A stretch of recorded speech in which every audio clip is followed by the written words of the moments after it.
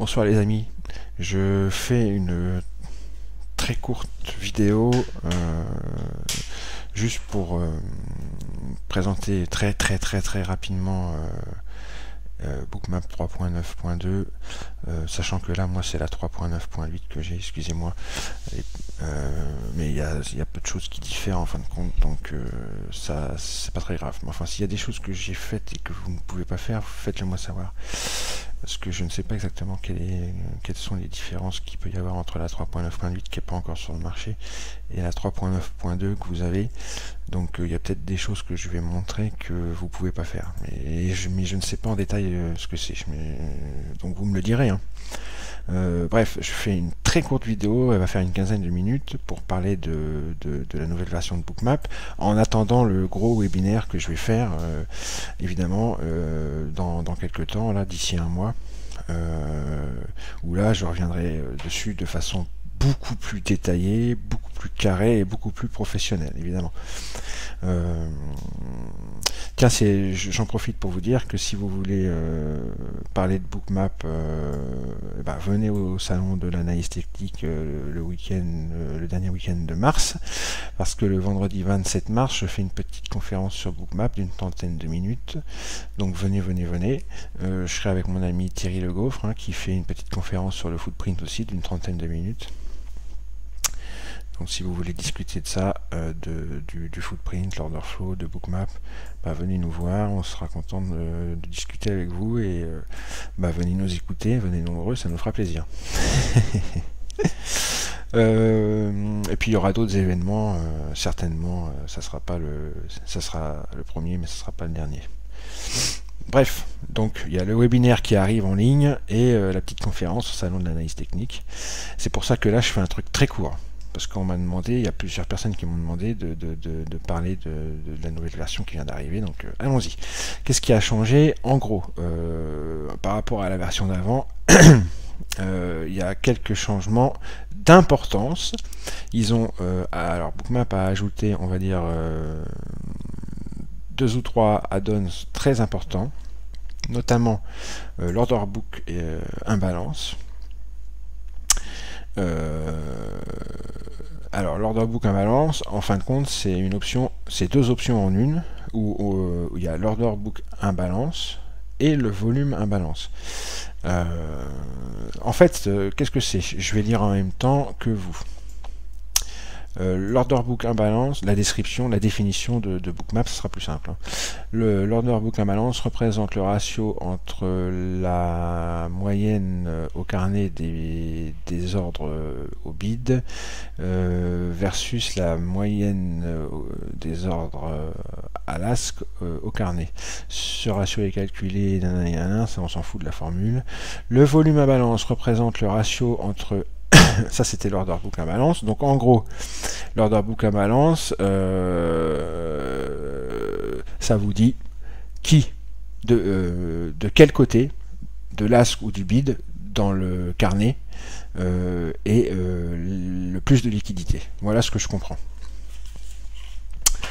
Le volume imbalance, ça représente le ratio entre le volume généré par les acheteurs au marché versus le volume généré par les vendeurs au marché. La petite formule qui calcule ça, ok. Ces deux indicateurs sont calculés par rapport au current chart range, donc c'est calculé par rapport au chart qui apparaît dans la fenêtre, d'accord? Donc plus vous zoomez et moins le chart qui apparaît dans la fenêtre est grand, et donc ça calculera sur une moins grande temporalité. Si on dézoome, ça va calculer sur beaucoup plus long. Oui, d'accord. Interprétation. L'utilisateur peut jauger les indicateurs d'imbalance peut utiliser les indicateurs d'imbalance pour juger de l'activité, juger quand l'activité est affirmée dans une direction bien précise, en se basant sur le carnet d'ordre et sur le flux d'ordre, l'activité du flux d'ordre. Cela peut aider à évaluer le momentum d'un mouvement ou la pertinence de certains points.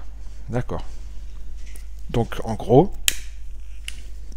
grâce à ces indicateurs d'imbalance, on se fait une idée de qui est plus agressif, qui agresse l'autre, qui est plus agressif que qui.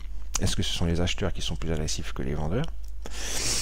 Est-ce que les acheteurs ont l'intention de défendre plus un niveau que les vendeurs?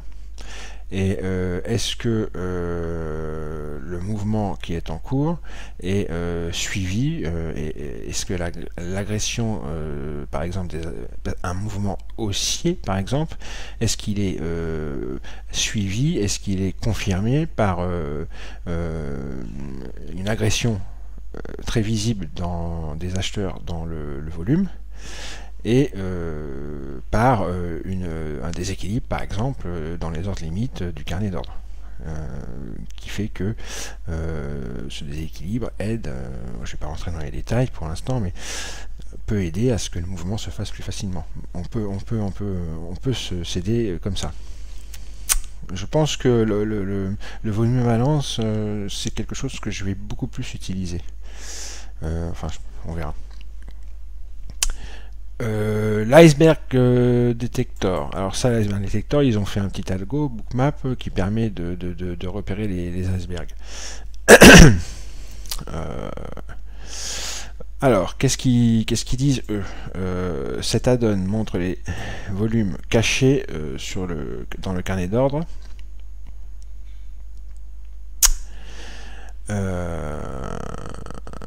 Bookmap calcule la présence d'un ordre caché à un niveau de prix en se basant sur la présence d'un excès d'exécution sur ce niveau de prix et en le comparant avec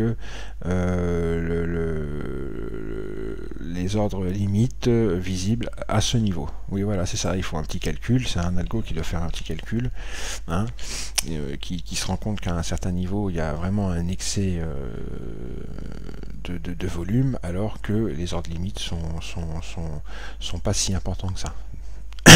Donc ça montre the display of the hidden order et base is bad. Donc cela montre ces bases. Alors il montre ça en se basant sur le chart qui est visible dans la fenêtre. Donc le nombre d'ordres cachés montrés et le nombre d'ordres identifiés durant le range que l'on voit sur la fenêtre, comme là par exemple.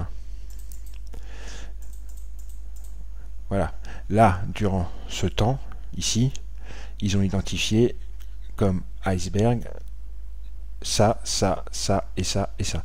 Parce que c'est ça. Ce sont ça les ordres d'iceberg.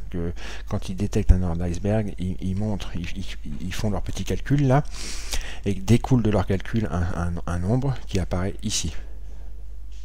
Ok. Par exemple le 217 à ce niveau-là. Là, ils ont déduit de leur petit algo qu'il y a 217 contrats qui sont on va dire en excès, enfin qui ne devraient pas être là. C'est étonnant par rapport au nombre d'ordres limites qui est offert ici, et ils font un petit calcul et ça leur montre que ici il y a certainement un ordre iceberg. Je ne sais pas si je suis très clair, hein. Dans tous les cas c'est comme ça, c'est un petit calcul qu'ils font. Ici on a un, ici on a un aussi, ici aussi, ici aussi. Alors ça peut tout à fait aider, hein. On voit d'ailleurs à se faire une idée à très court terme de ce que peuvent faire les prix, parce que si on a des icebergs, regardez, on a pas mal d'icebergs ici au bid, vous voyez que ça a commencé ici, vous voyez qu'ensuite les prix monte légèrement. On peut se faire une petite idée, et si les prix montent fort et puis qu'à un moment donné on arrive sur un niveau et que à l'asque on a un gros iceberg et que les prix ont ralenti, bon, le mouvement est peut-être fini. Faut faire attention.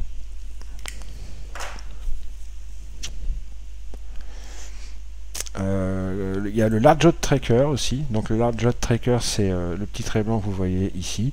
Ça montre tout simplement les gros ordres. C'est-à-dire que par exemple sur ce niveau de prix ici, tout ce qui est avant le trait blanc, tout ça, c'est un seul et même acteur de marché. C'est un seul et même gros ordre. Ok. Et ça, c'est très pratique aussi parce que on voit comme ça sur certains niveaux que il y a des grosses mains qui sont là, placées, qui ont l'intention de se placer à ce niveau-là. Donc ça peut aussi aider à se construire sa réflexion. On se dit, bon, si cette personne-là a l'intention d'acheter, par exemple, on a 1000 contrats qui sont 1000 contrats qui sont en attente d'être pris juste pour un acteur de marché sur un niveau de prix où il y en a 2000, donc la moitié. On se dit, bon, c'est un niveau peut-être qu'il faut surveiller. Et ça attire l'œil, ça attise notre surveillance, quoi. C'est pas mal aussi, hein. Alors il y a pas mal de trucs aussi au niveau... donc vous pouvez régler pas mal de choses, hein, les couleurs, tout. Il y a le VWAP aussi, là, le petit trait orange, là c'est le VWAP du graphique que l'on voit sur la fenêtre, là. Donc plus le graphique va être important et le VWAP sera différent, hein. Par exemple si je zoome, vous voyez, le VWAP il a un petit peu bougé, même pas. Bref, on verra tout à l'heure quand je vais mettre le replay en route, c'est plus évident. Ça c'est le VWAP et vous pouvez changer les couleurs de pas mal de choses, hein. Alors on va dans cette fenêtre là, vous allez dans Setting, Color Setting, et par exemple le VWAP, vous pouvez le mettre, je sais pas moi, en blanc, tiens. Hop, tac. Et là, il se retrouvera en blanc. Moi, je préfère le mettre en orange, j'aime bien. Vous pouvez changer la couleur des vendeurs. Vous pouvez les mettre, par exemple, en rose, et les acheteurs, vous pouvez les mettre en vert. Tac. Vous pouvez changer, vous pouvez tout changer en fait, hein. C'est vraiment au niveau des couleurs maintenant vous pouvez faire tout ce que vous voulez. Je sais pas si on pouvait le faire avant, je crois pas, enfin je sais plus.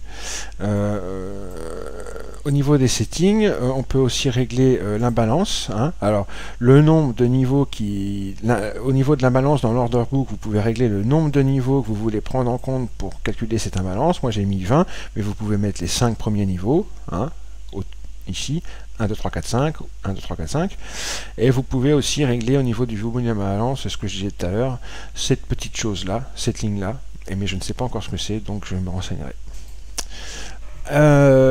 Vous pouvez régler aussi au niveau du large lot tracker, si vous voulez que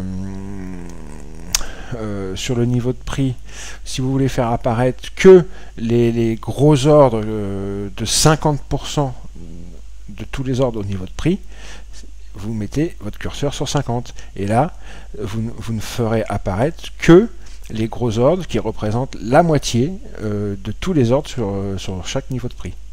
Moi je le mets sur 20, c'est déjà pas mal. Quelqu'un qui a 20% de tous les ordres sur un niveau de prix, c'est déjà pas mal. Là vous pouvez minimum pourcentage in order book dans tout le book. Si vous voulez que ça fasse apparaître que les gros ordres qui représentent au moins 5, 10 ou 15% de tout l'order book, et ben vous pouvez régler ça ici. C'est pas mal aussi. Vous pouvez aussi régler les couleurs, tout ça. Non, c'est bon. Ici, c'est comme avant, hein, vous pouvez... Alors ici, il y a un petit truc de nouveau. Vous splittez les volumes, mais ce que vous pouvez faire maintenant, c'est pas ici, pardon, c'est dans chaque colonne, vous pouvez changer ce que vous avez dans la colonne. Ici, au lieu de mettre les ordres limites sous forme de barre, vous pouvez les mettre sous forme numérique. Current order book numérique. Hop, ici, au lieu de les mettre sous forme numérique, vous les mettez sous forme de barre. D'accord? Le volume composite, vous pouvez le mettre sous forme de volume ou sous forme du nombre de trades, par exemple. Vous pouvez mettre les bids ou les as soit à droite, soit à gauche. Vous faites, vous intervertissez. Hop, hop. Là, j'ai les bids à gauche, les as à droite. Si je veux l'inverse, je fais ça. Tac. C'est pas mal. vous pouvez changer tout. Alors vous pouvez mettre session accumulated, c'est-à-dire que vous aurez le volume compo sur toute la session accumulée, ou chart range accumulated, vous aurez le volume compo que sur ce que vous avez dans la fenêtre. Et vous voyez là, le VWAP bouge. Voilà, vous voyez, le VWAP bouge en fonction de ce zoom ou je dézoome. Voilà, moi je préfère le mettre sur session accumulated. Voilà, bon, je vous ai fait un truc vraiment très rapide, pas très propre, pas très carré. J'ai parfois certainement été confus dans mes explications, mais c'était vraiment, je voulais juste faire un truc rapide pour montrer que vraiment il y avait eu des trucs géniaux qui avaient été ajoutés. Ne vous inquiétez pas, le webinaire qui arrive bientôt sera beaucoup plus professionnel et beaucoup plus carré que ce que je viens de faire, mais au moins voilà, il y a une petite vidéo qui traîne sur le net pour montrer que Bookmap a bien évolué. Allez, ciao. Alors quand même, avant de se quitter, on va regarder un petit peu ce que ça donne, mais très rapidement, juste allez, une dizaine de minutes, ce que ça peut donner toutes ces choses, toutes ces petites fonctionnalités. Donc vous voyez là, il y avait un iceberg qui est apparu, 600 et 400. Le spooze vient de monter pas mal. On a des gros icebergs qui se sont présentés ici à l'ASC. On en a encore deux là qui restent en historique, là en trace. Vous voyez qu'il y a pas mal d'acteurs qui sont placés au-dessus de la tête des prix. Et comme par hasard, depuis que ces icebergs sont apparus, on est largement descendu. On va voir si ça continue.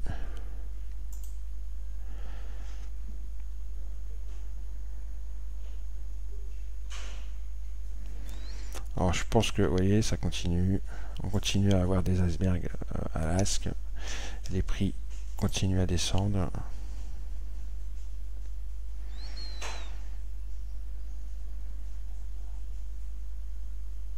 Vous voyez, ça continue.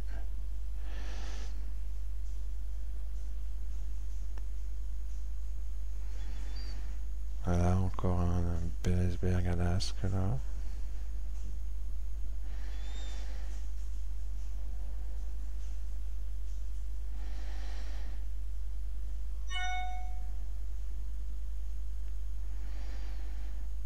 Encore un qui vient de commencer là. Regardez, voilà, regardez la pression qui vient de se mettre au-dessus des prix là. À très court terme, ça peut donner quelques tics. Hein. Voilà, boum boum. Là, on a un iceberg à l'ASC. Vous voyez, on a eu quelques tics avec cette pression qu'on a vue là à un moment donné. Le volume à balance est positif. Alors là, ça y est, on a un gros iceberg à l'ASC, 861 là. Alors qu'est-ce que ça va donner? Je sais pas, on va accélérer un peu. Il peut se faire squeezer un petit peu, mais bon.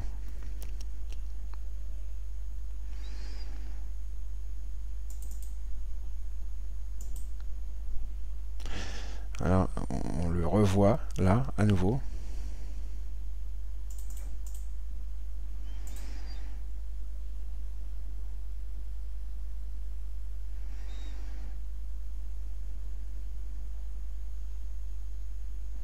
On a un gros niveau ici qui peut attirer les prix.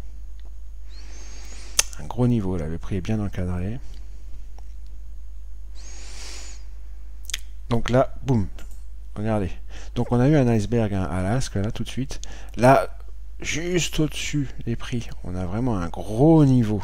2800 contrats à l'ASC avec cet acteur, là, ce trait, qui montre que tout ce qui est avant le trait blanc, c'est un seul et même acteur qui se propose, qui a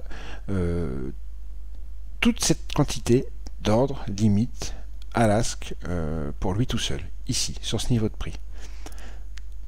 Vous voyez que c'est un niveau de prix important. On voit cette grosse barre blanche qui met une pression au-dessus de la tête. On voit qu'il y a un gros acteur qui peut-être a l'intention de vendre à ce niveau de prix. Ok. L'imbalance dans le bouquet et dans les volumes sont neutres, donc ça on n'en tient pas compte pour l'instant. On a un gros niveau ici qui peut attirer les prix. On a un gros niveau ici qui peut attirer les prix.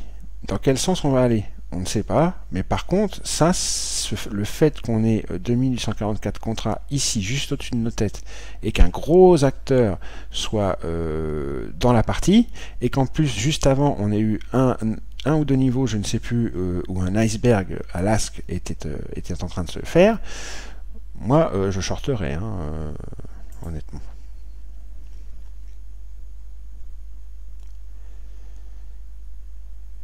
C'est un petit peu parce que voilà, vous voyez, ça commence à dévisser sud. Vous voyez, et on a cette liquidité là qui continue à mettre la pression au-dessus des prix, et on a encore ici un iceberg à l'asque. Boum, allez, vous voyez, ça va pas traîner. Hein.